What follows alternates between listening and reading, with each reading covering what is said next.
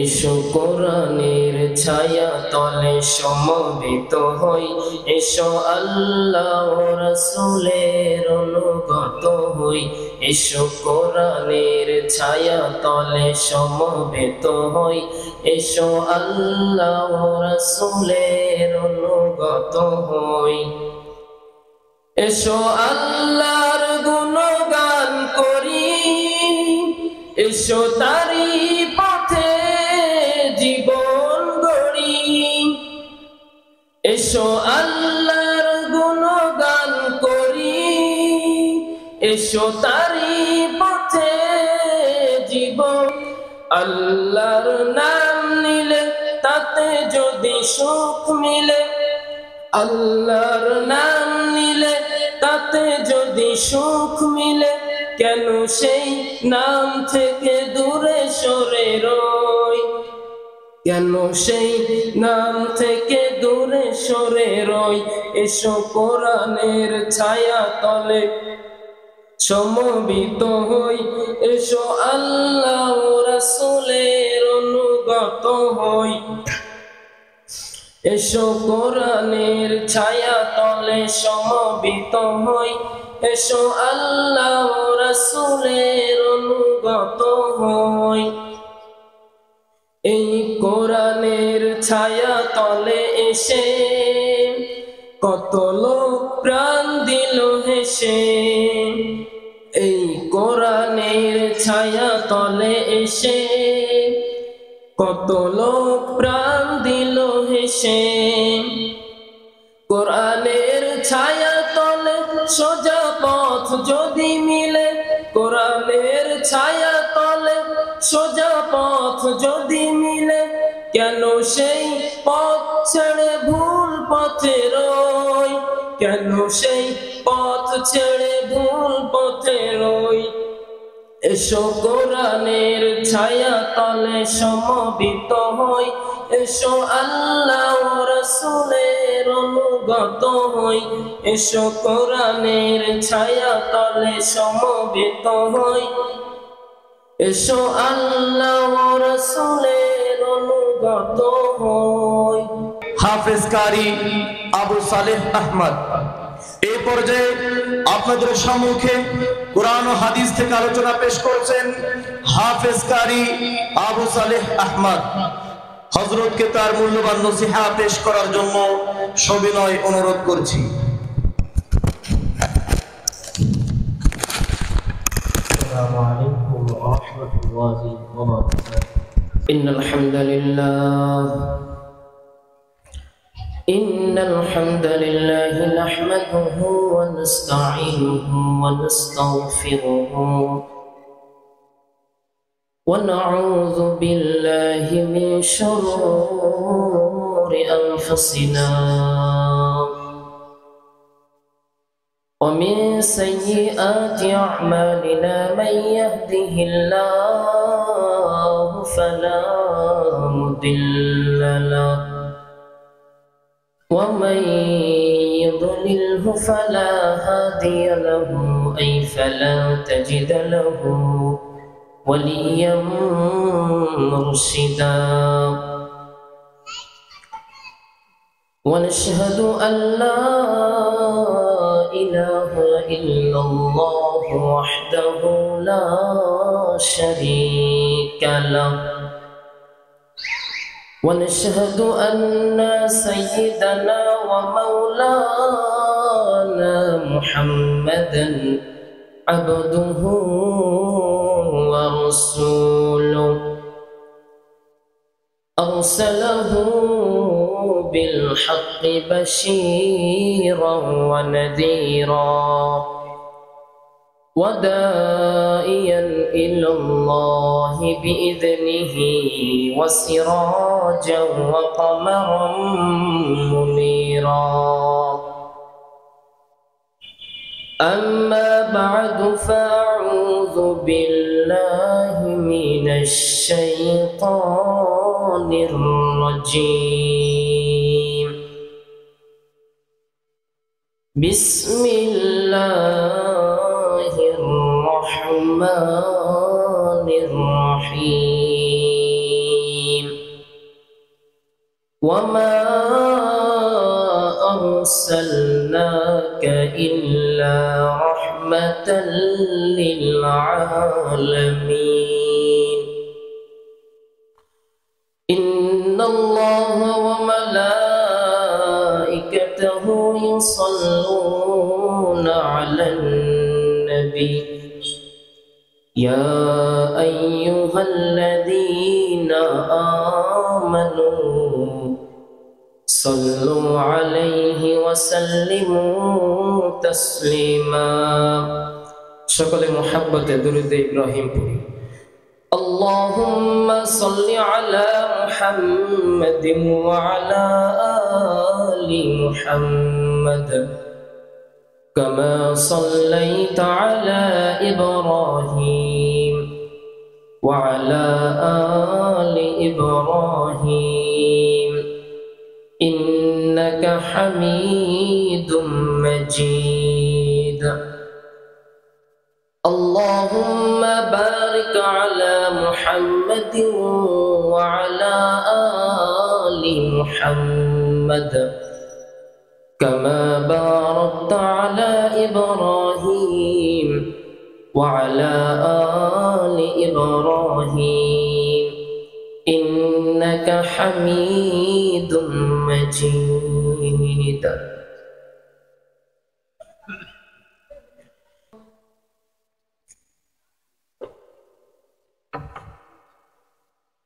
আলহামদুলিল্লাহ আল্লাহ তাআলার দরবারে অসংখ্য অগণিত শুকর যে রব্বুল আলামিন আমাদের সকলকে দুনিয়ার মধ্যে জান্নাতের বাগানে আসার বসার তৌফিক দান করছেন এই জন্য সকলে আল্লাহ তাআলার দরবারে শুকরিয়া আদায় করি সকলে বলে আলহামদুলিল্লাহ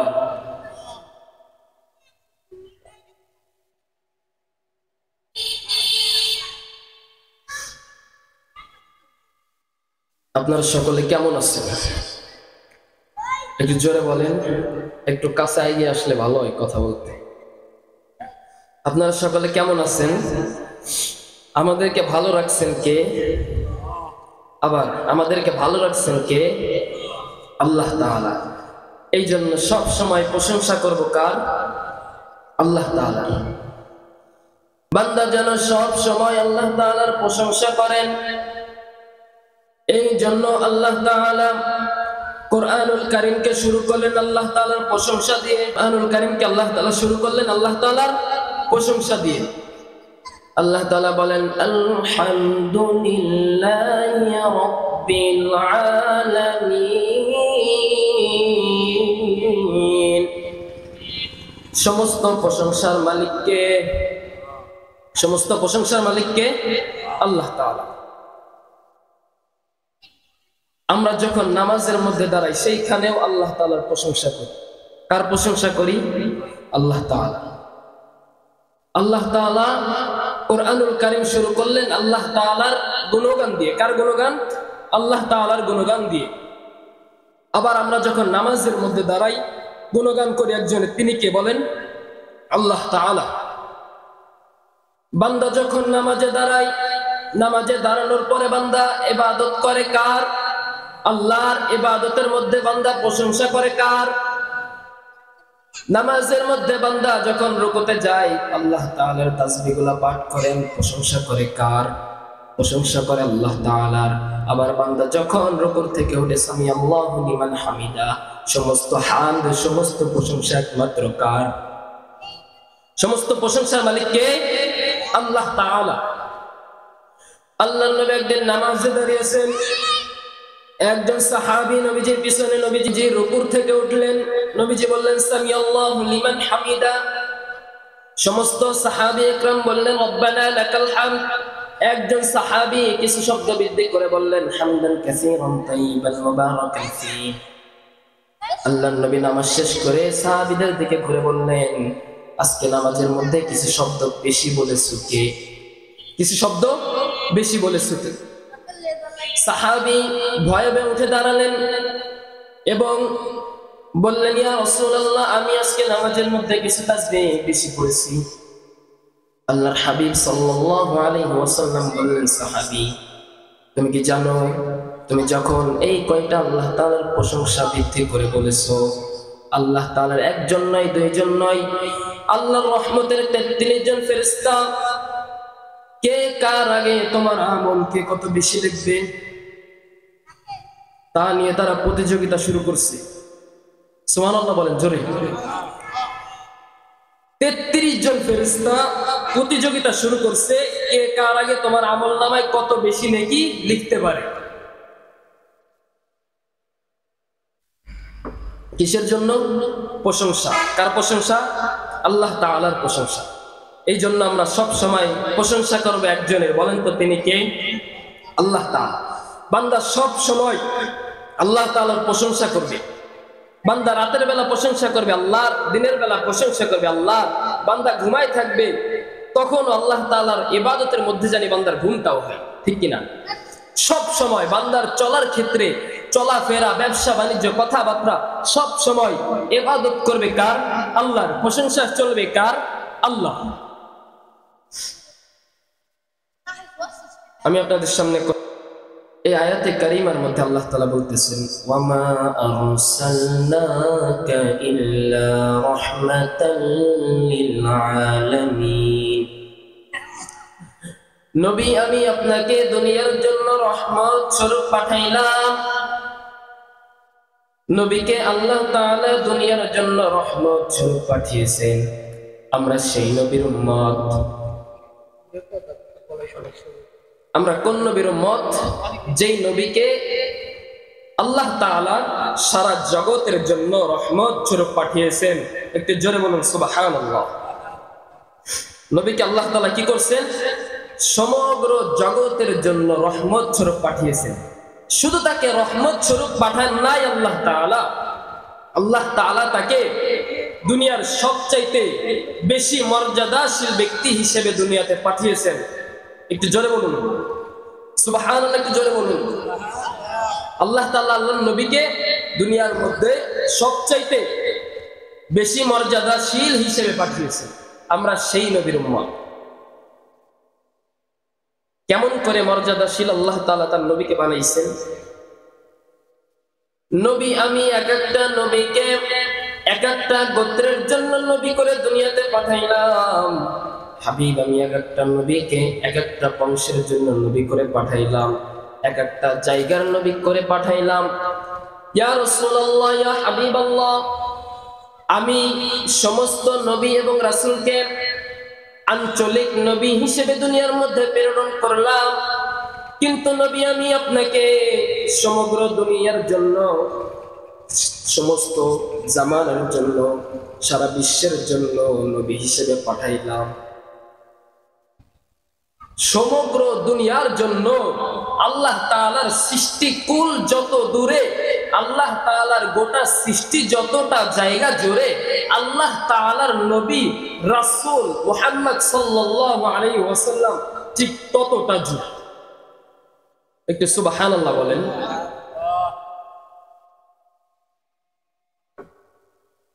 আল্লাহ তাআলার ক্ষমতা পৃথিবীর যেইখানে যেইখানে, মানে গোটা দুনিয়ার মধ্যে আল্লাহর নবী মুহাম্মদুর রাসূলুল্লাহ, সকলে বলি সাল্লাল্লাহু আলাইহি ওয়াসাল্লাম, তার মর্যাদা, তার বড়ত্ব, তিনি যে নবী, তিনার নবীর এই দায়িত্বটাও আল্লাহ তাআলার ক্ষমতার মতো সমগ্র দুনিয়ার জন্য।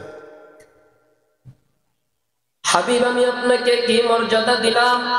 এক একটা নবীকে আমি আল্লাহ তাআলা বংশের নবী, গোত্রের নবী, আঞ্চলিক নবী বানাইলাম। কিন্তু আমি আল্লাহ তাআলা হাবিব আপনাকে গোটা দুনিয়ার জন্য নবী বানাইলাম। সুবহানাল্লাহ বলেন। শুধু তাই নয়, আল্লাহর নবী শুধু গোটা জগতের জন্য নবী হিসেবে বানাই তাকে প্রাধান্য দেন নাই। দুনিয়ার মধ্যে যত নবী এবং রাসূল এসেছেন, আল্লাহ তাআলা সমস্ত নবী এবং রাসূলকে অনেক সৌন্দর্য দিয়ে সৃষ্টি করেছেন। আল্লাহ তাআলা সমস্ত নবী এবং রাসূলকে কি দিয়ে সৃষ্টি করছেন? সৌন্দর্য দিয়ে। কিন্তু আমাদের নবীকে আল্লাহ তাআলা গোটা নবীকে 1,24,000 পয়গম্বরকে যেই সৌন্দর্য দান করছেন, আমার আপনার নবী হযরত মুহাম্মদ মুস্তাফা সাল্লাল্লাহু আলাইহি ওয়াসাল্লামকে আল্লাহ তাআলা ওই গোটা নবীকে যে সৌন্দর্য দিছে, আমাদের নবীকে আল্লাহ তাআলা ওই সৌন্দর্য দান করছে। একটু জোরে বলেন। আল্লাহর নবীর স্ত্রী আম্মা জান আয়েশা সিদ্দিকা রাদিয়াল্লাহু তাআলা আনহা বলেন, মিশরের নারীরা হযরত ইউসুফ আলাইহিস সালামকে দেখে ফল কাটতে কাটতে নিজের আঙ্গুলি কেটে ফেলাইছে। তারা যদি আমার নবী হযরত মুহাম্মদ সাল্লাল্লাহু আলাইহি ওয়াসাল্লামকে দেখতো, তারা ফল কাটতে কাটতে আঙ্গুল কাটতে কাটতে নিজেদের কলিজা কেটে দিত। সুবহানাল্লাহ বলেন। এত সৌন্দর্য আল্লাহ তাআলা তার নবীকে দান করছেন। আল্লাহর নবীর একজন সাহাবী, তিনি বলেন, জাবের ইবনে সামুরা রাদিয়াল্লাহু আনহু বলেন,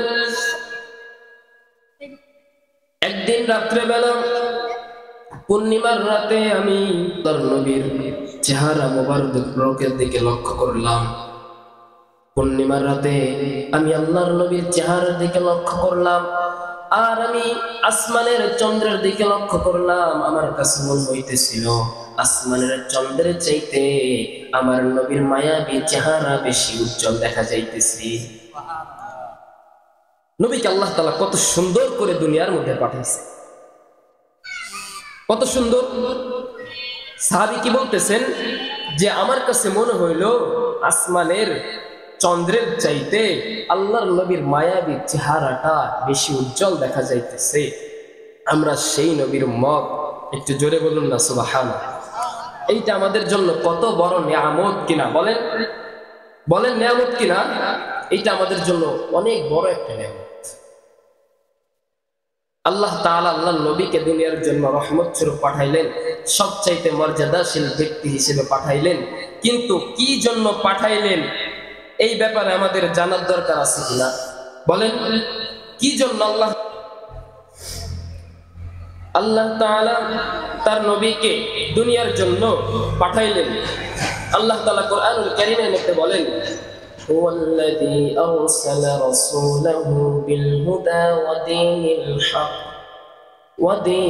হক লিইয়ুযহিরাহু আলাদ দীনি কুল্লি ওয়ালাউ কারিহাল মুশরিকুন। আল্লাহ তাআলা তার নবীকে দুনিয়ার মধ্যে পাঠাইলেন আল্লাহ তাআলার দ্বীনের একত্ববাদী করার জন্য। দুনিয়ার মধ্যে সমস্ত ধর্মকে, সমস্ত বিধর্মী মতভেদকে জানি আল্লাহর নবী পিছিয়ে ইসলামকে একক দিন হিসেবে মানুষের মাঝে উত্তোলন করতে পারেন, এই জন্য আল্লাহর নবীকে আল্লাহ তাআলা দুনিয়ার মধ্যে পাঠাইছে। আল্লাহর নবী দুনিয়াতে আসার পরে ইসলামকে প্রতিষ্ঠিত করতে যে অনেক কষ্ট সহ্য করতে